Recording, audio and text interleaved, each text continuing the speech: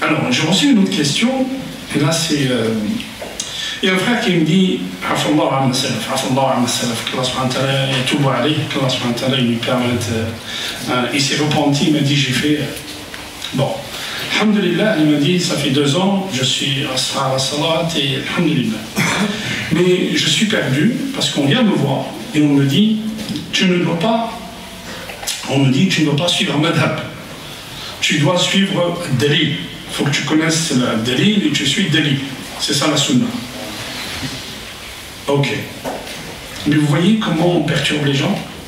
Vous voyez? Alors, pendant 13 ans à la Mecque, qu'est-ce qu'il disait aux gens? Quand est-ce Allah subhanahu wa ta'ala haram al-khamr? Vous savez? Allah haram al-khamr juste avant Ghazwat Uhud. Juste avant Ghazwat Uhud. Vous savez comment Allah subhanahu wa ta'ala haram al-khamr? Ali ibn Abi Talib, Ali ibn Abi Talib, il allait demander Fatima en mariage. Et le prophète sallam il dit c'est quoi ton mahar, qu'est-ce que tu donnes? Il a dit je vais donner une monture, un chameau que tu m'as donné, fait Ghazwat Badr. Et il va acheter, une scène une Ahl al-Kitab, il va acheter chez lui quelques herbes. Et il attache ce chameau devant le... Or, il y avait un groupe, Fil Ansar, il buvait de l'alcool. Hamza ibn Abd al-Muttalib, il sort et il casse le chameau qu'il y avait là. Ali, il sort, il voit le chameau au sang. Il va voir le prophète. Il va voir le prophète, il dit à Rasulullah, viens avec moi, regarde ce qu'on m'a fait de... Et le prophète, il va voir le compagnon qui était là. Et il voit Hamza, ses yeux étaient rouges. Les yeux étaient rouges. Et il regarde le prophète, il regarde Ali ibn Abi Talib, il dit, vous étiez juste des esclaves chez mon père. Et là, le prophète sallam revient en reculant. Et là, Allah subhanahu wa ta'ala, il descend l'aya, ya ayyuha alladhina amanu innama al-khamru wal-maysir wal-ansar wal-azlamu rijsun min amali ash-shaytan fajtanibuhu la'allakum tuflihun. Et là, les Sahaba, ils ont jeté le khamr dans Médine. À partir de cet événement, certains savants ont dit al-khamr, le vin, c'est pas une najasa. Parce que si c'était une najasa, les compagnons, le prophète sallam ne les aurait pas laissé jeter l'alcool à Médine, dans les rues de Médine. Vous voyez, le prophète sallam, quand certains bédouins sont venus et ils ont uriné dans Médine, il n'était pas du tout content. Alors ne faites pas ça. Ça, c'est des habitudes de gens qui viennent dedans. Mais à Médine, on respecte les... Donc, le khamr, quand? Juste avant la mort de Hamza. Et Ghazwat Uhud, c'est quand? C'est à la 3e année. Donc ça fait 13, donc 16 ans. 16 ans après l'application, 16 ans après le da'wa, après que le message descend sur le prophète, Allah subhanahu wa ta'ala, il interdit le khamr. Vous savez ce que ça veut dire, ça? Vous savez ce que ça veut dire?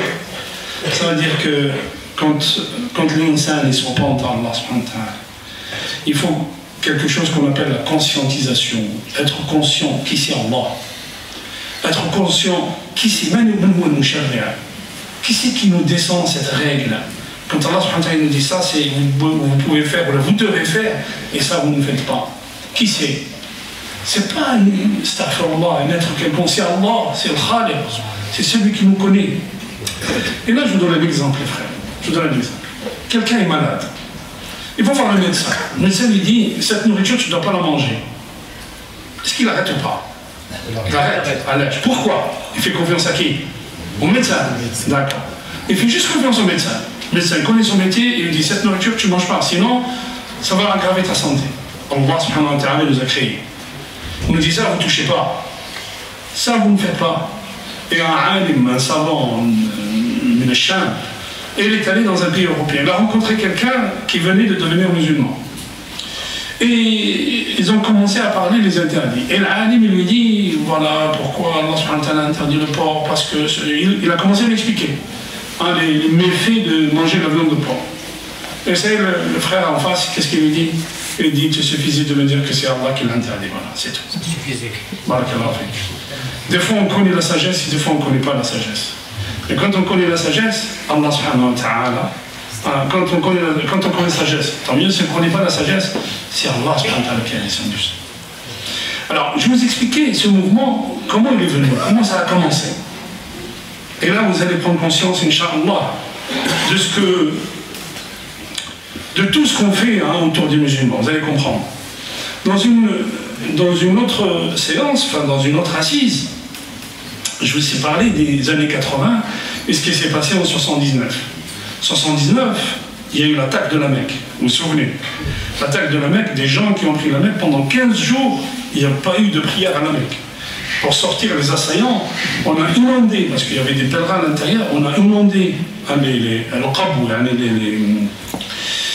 on a inondé les sous-sols. On a inondé les sous-sols et on a mis de l'électricité dans l'eau. Beaucoup de morts musulmans. 79, il y a eu l'invasion du RSS à l'époque de l'Afghanistan. Et 79, qu'est-ce qu'il y a eu? Il y a eu la chute du Shah d'Iran. Ok. Après la chute du Shah d'Iran, qu'est-ce qu'il y a eu? Juste après, en 80, je crois, septembre 80, 80, septembre 80, c'est ça, la guerre Iran-Irak. Il y a eu ni vainqueur ni vaincu, mais des millions de morts d'un côté comme d'un autre. 89, la guerre est finie. L'Irak se retrouve avec 60. 88, elle est finie la guerre? 88, ok. Je parle devant un spécialiste, donc je ne peux pas... Ah, excusez-moi. Ça a duré 8 ans. Ça a duré 8 ans, ok. Donc 88, la fin de la guerre. 75 milliards de dollars de dette en Irak. 75 milliards, écoutez bien, 75 milliards de dettes en Irak. L'Irak est exsangue, ok? Mais pendant 10 ans, les États-Unis ont donné de l'argent, ils ont donné des armes, vas-y, attaque. Et qu'est-ce qu'il a fait? Saddam Hussein, qu'est-ce qu'il a fait? Il a cassé, il a cassé l'adversité, il a cassé ses adversaires, c'est-à-dire l'opposition. À tel point que quand les États-Unis sont arrivés pour l'attaquer, il n'y avait pas d'opposition. Les gens...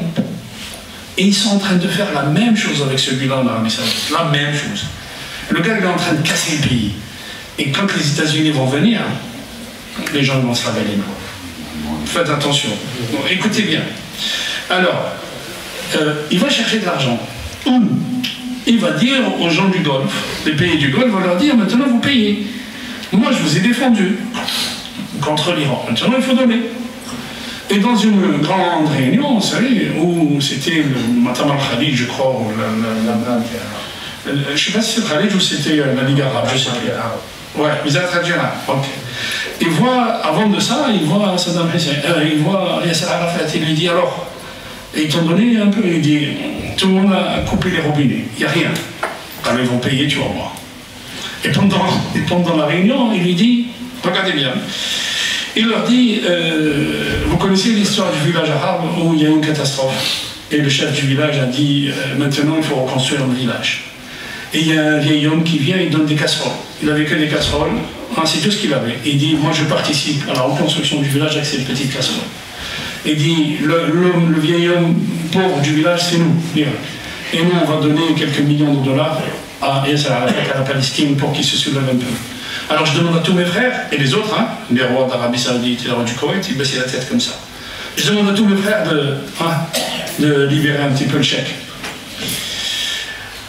En fait, qu'est-ce qui va se passer? C'est que le Koweït a toujours fait partie de l'Irak. L'Irak n'existait pas avant, il y avait 3 wilayats. Il y avait 3 wilayats, le Basra, Bagdad, et la troisième c'est le Mossoul. Il y avait 3 wilayats pendant l'Empire ottoman. Qu'est-ce qui va se passer?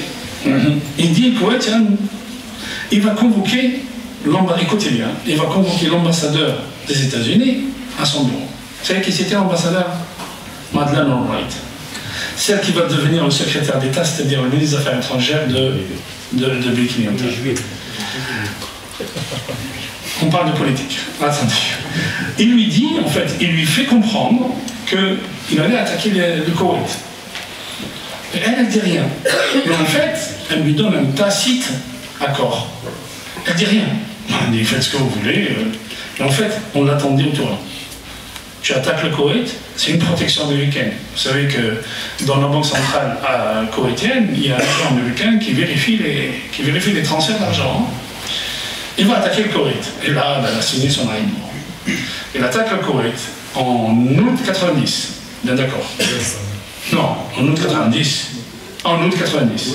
Et là, c'est ça, en août 90. Le 2 août, voilà. Le 2 août 90, qu'il attaque le Koweït. Quelques mois après, le 17 janvier 91, la guerre du Golfe éclate. La guerre du Golfe, c'est une grande coalition. Enfin bon, les États-Unis vont chercher une grande coalition. Mais qui va ramener la coalition pour attaquer l'Irak? Voilà. Qu'est-ce qui va se passer? Il va se passer quelque chose de très important, ce que nous vivons jusqu'à aujourd'hui. Vous savez ce que c'est? Est-ce que les États-Unis qui ne sont pas musulmans ont le droit de venir sur la Terre Sainte? C'est un grand débat en Arabie Saoudite. Il y a des savants qui disent non, jamais ils n'ont le droit. Et d'autres savants qui disent oui, on n'a pas de problème. Alors, il a demandé à des koufars, à des mouchriquines, de l'aider et tout. Bon. Et là va commencer le travail. C'est quoi le travail? Le travail, c'est que qui sont les gens qui ont dit non? Et on va voir que les gens qui ont dit non, ce sont des gens qui sont structurés, qui sont dans une organisation structurée. Et là commence le travail dans le monde musulman. C'est quoi? Eh bien, toute structure va être détruite. On va essayer de la détruire. N'importe quelle structure, elle va essayer d'être détruite. Et surtout, on va faire ce qu'ont fait les Américains en 1945. Vous savez ce qu'ils ont fait les Américains en 1945? En 1945, les Américains ont inondé le monde de conteneurs, de jeans, de chewing-gum, de leur culture, de films hollywoodiens, de leur culture en fait. Et on va faire ça. On va inonder le monde musulman de fatwas qui viennent d'Arabie Saoudite. Et là naît le madhab al-Madkhali. C'est là où il va naître. Il y a des gens qui vont nous dire maintenant, vous ne devez pas vous occuper de la politique, ne s'occupe pas de la politique, on s'occupe de notre vie. Et on va nous parler de quoi? Est-ce qu'on fait salat? Comment tu dois faire ta shahad? Comment doivent être les doigts de pied quand tu fais salat?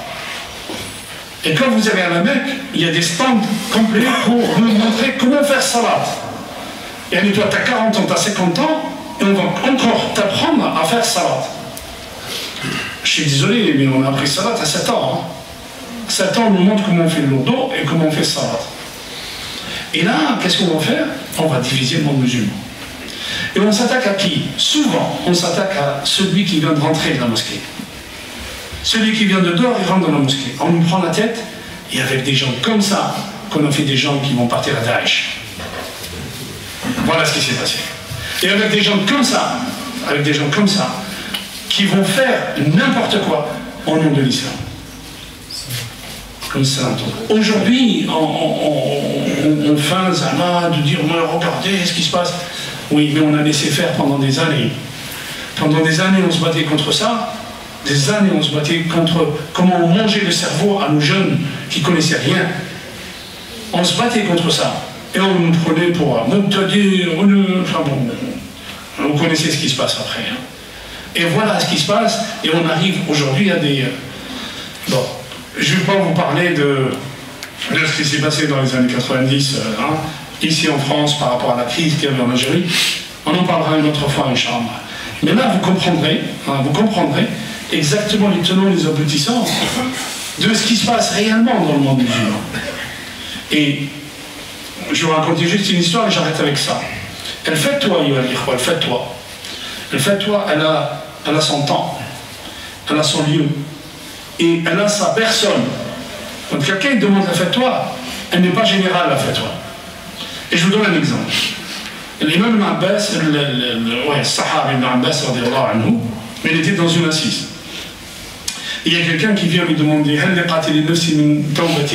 est-ce que quelqu'un qui a assassiné, est-ce qu'il peut se repentir? Il lui dit oui, il peut se repentir. Et le gars il s'en va. Un temps après, on dit un jour, 2 jours, 1 semaine, un temps après, il y a quelqu'un qui vient et lui dit est-ce que quelqu'un qui a assassiné, est-ce qu'il peut se repentir? Il dit non, il ne peut pas se repentir. Puis les élèves devant lui, ils posent la question. Il dit Imam, tu as dit oui à l'un et moi à l'autre, comment ça se fait? Le premier, quand il est venu, et ça c'est l'Alim al-Rabbani, quelqu'un qui lit Allah, qui voit avec la lumière d'Allah subhanahu wa ta'ala, l'Alim al-Rabbani. L'Alim al-Rabbani qui voit avec la lumière d'Allah, il a vu dans la question du premier, dans ses yeux, il a vu qu'il avait commis le meurtre. Donc il lui a dit oui, tu peux te repentir. Sinon, c'est fini. Le deuxième, quand il est venu, il allait commettre le meurtre. Et il a vu dans ses yeux qu'il avait une chara, il avait quelque chose de... Il avait une haine, il voulait tuer un gars. Ah, l'envie forte, il voulait tuer une personne, pas le nom. Je tue et après je me repente. Non, non, non, non, t'as pas le droit. Et donc vous voyez bien que le fatwa, oui, le fatwa, le fatwa c'est quoi? Parce que des fois on parle et on oublie qu'il y a des gens qui ne savent pas ce que ça veut dire. Et le fatwa c'est un avis juridique. Un avis juridique, à travers, on va essayer de comprendre les textes et donner un avis juridique. L'avis juridique qui a été donné par Ibn Taymiyyah, il a été donné en 100 ans, Ibn Taymiyyah. Ok? Ou Ibn Hazm, ou quand on parle de l'ibadat, on comprend l'avis de Ibn Taymiyyah. Mais quand on parle des choses qui existent aujourd'hui, dans nos relations d'aujourd'hui, tu ne vas pas prendre un avis de Ibn Taymiyyah sur Mu'amalat al-Maliyya, par exemple, avec ce qui se passe aujourd'hui dans le monde des affaires, tu ne vas pas prendre un avis de Ibn Taymiyyah. Tu considères l'ijtihad de Ibn Taymiyyah, c'est-à-dire on va considérer comment Ibn Taymiyyah il a construit son raisonnement, et après on s'arrête là. Et après c'est à nous, c'est nous savants qui doivent faire l'ijtihad sur des choses, je ne sais pas, le viager il existe à l'époque de Ibn Taymiyyah? Je ne sais pas. Je ne sais pas. Je vous dis juste un exemple. Quelqu'un qui vous pose une question, il vous dit, il conduit un train. Écoutez bien, il conduit un train. Et combien de fois il me dit, ça c'est, je vous parle anglais, il dit, je conduis un train, et combien de fois j'avais un animal, je freine, j'arrive, je tue l'animal. Qu'est-ce que je dois faire? Il y avait des trains à l'époque d'Ibn Taymiyyah? Bon.